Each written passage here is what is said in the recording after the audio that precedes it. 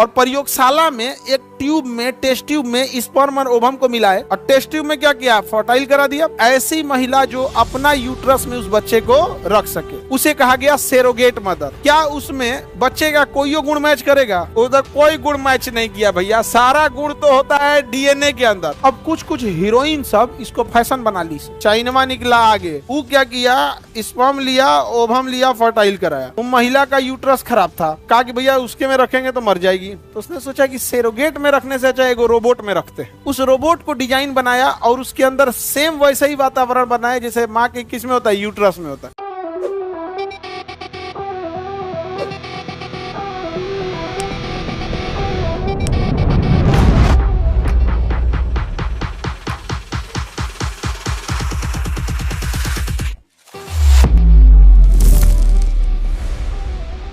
अर्धसूत्री विभाजन कितना टफ होता था, आधा जानकारी मेल से आएगा, आधा जानकारी फीमेल से।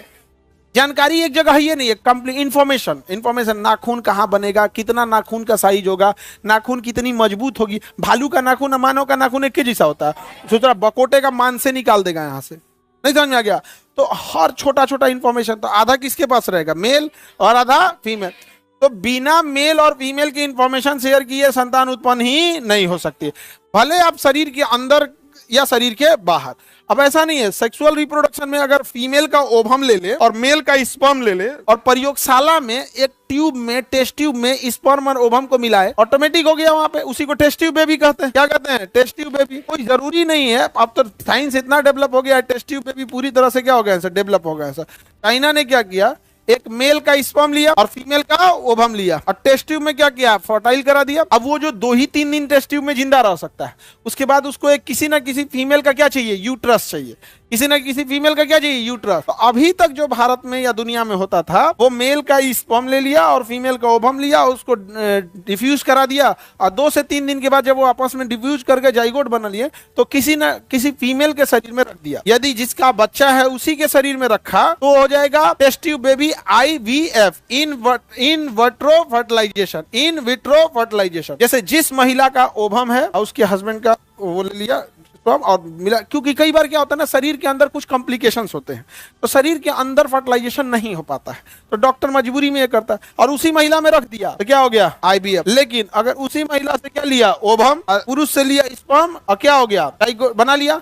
अब उस महिला का यूट्रस से विकसित नहीं है, उस महिला का यूट्रस से विकसित नहीं है, और अगर उस महिला के यूट्रस में इंजेक्ट किया तो यूट्रस विकसित नहीं है तो मर जाएगा। तो इसके लिए बनाया गया कोई ऐसी महिला जो अपना यूट्रस में उस बच्चे को रख सके, उसे कहा गया सेरोगेट मदर। क्या कहा गया, जब हम ऐसे कोई गरीब महिला है दूसरे को रखना चाहती है तो उसको कुछ पैसे दिया जाता है, फिर डॉक्टर उसके शरीर में इंजेक्ट कर देता है, यूट्रस में क्या कर देगा, इंजेक्ट कर देगा, तो वो बच्चे को पालेगी। तो जो सेरोगेट मदर है, क्या उसमें बच्चे का कोई गुण मैच करेगा? उधर कोई गुण मैच नहीं किया भैया, सारा गुण तो होता है डीएनए के अंदर।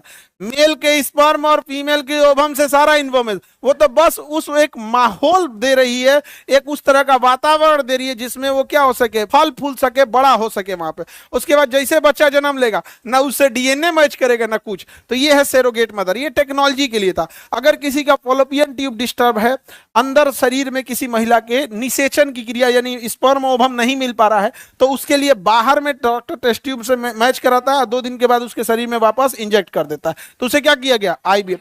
लेकिन पता चला उसका यूट्रस भी खराब है, तो फिर उसको क्या करना पड़ेगा, सेरोगेट मदर। ये साइंस के लिए था। अब कुछ कुछ हीरोइन सब इसको फैशन बना ली सब इसको, और सरकार इस पे भी कोई बहुत बड़ा स्टिक नहीं है। हालांकि ये चीजें ठीक है, लेकिन इसका एक रूल रेगुलेशन होना चाहिए। क्या होना चाहिए, रूल रेगुलेशन होना चाहिए। मान के चलिए लड़का हुआ, महिला करी, हम देवे ना करेंगे। अब बाई दी मान के चलिए बच्चा हुआ, हैंडीकेप हो गया, अब जिसका है वो कर, हम ले नहीं जाएंगे। हैंडीकेप बच्चों के साथ और ट्रांसजेंडर बच्चों के साथ सबसे ज्यादा भेदभाव होता है, तो ये हो गया। तो दोनों में अंतर समझ में आ रहा है कि नहीं? क्योंकि सेक्सुअल रिप्रोडक्शन में एक ही के पास कंप्लीट डीएनए इंफॉर्मेशन नहीं है, इसलिए यहाँ कंप्लीट अकेले कोई प्रजनन नहीं हो सकता। IVF समझ में आ गया? हाँ, इन विट्रो फर्टिलाइजेशन। बताइए, जो मेल फीमेल को मिलाया जाता है वो शरीर के अंदर या टेस्ट ट्यूब में, अब वापस मादा के शरीर में रख दिया। अगर यूट्रस खराब है तो किसी दूसरे में रखना पड़ेगा, जिसका ओवम था उसी में रख दिया गया तो क्या कहलाएगा। लेकिन दूसरे में रखा तो सेरोगेट मदर, दूसरे में रखेगा तो चाइना निकला आगे। वो क्या किया, स्पर्म लिया, ओवम लिया, फर्टाइल कराया। वो महिला का यूट्रस खराब था, तो कहा कि भैया उसके में रखेंगे तो मर जाएगी, तो कहा कि सेरोगेट में रखें। तो उसने सोचा कि सेरोगेट में रखने से अच्छा एगो रोबोट में रखते हैं। तो सेरोगेट की जगह किस में रखा? रोबोट। उस रोबोट को डिजाइन बनाया और उसके अंदर सेम वैसा ही वातावरण बनाया जैसे माँ के किस में होता है? यूट्रस में होता है। किस में होता है? यूट्रस में होता है। उतना ही टेम्परेचर, उतना ही हार्डनेस, उतना ही soft tissue, temperature A to Z monitor किया और पूरा मॉनिटर करके लगा दिया वहां पर। एक वॉशिंग मशीन टाइप का बनीले उसी में रख दिया और बड़ा हो रहा है और 4 महीना का हो गया है लड़को, अभी कुछ दिन बाद डिलीवरी होगा रोबोट का उसके यहाँ। हम लोग सेरोगेट बना रहे हैं, वो रोबोट बना रहा है। चाइना बहुत आगे चला गया। भोजन कहां से करता होगा? उसको भोजन देने भी का जरूरत है वहां पे, तो इंजेक्शन के थ्रू उसको सारा लिक्विड दे रहा है। उसको पोटेशियम कितना चाहिए, फास्फोरस। मरीज वेंटिलेटर पे रहता है तो क्या रोटी सब्जी खाता है? के जी पूरा उसको वो भोजन में क्या है, जो चीज है वो लिक्विड फॉर्म में दे देगा वहां पे, और धीरे धीरे धीरे धीरे डेवलप हो जाएगा। और ये डेवलप हो गया तो समझिए क्या हाल होगा, एक नया क्रांति आ जाएगा यहाँ पे।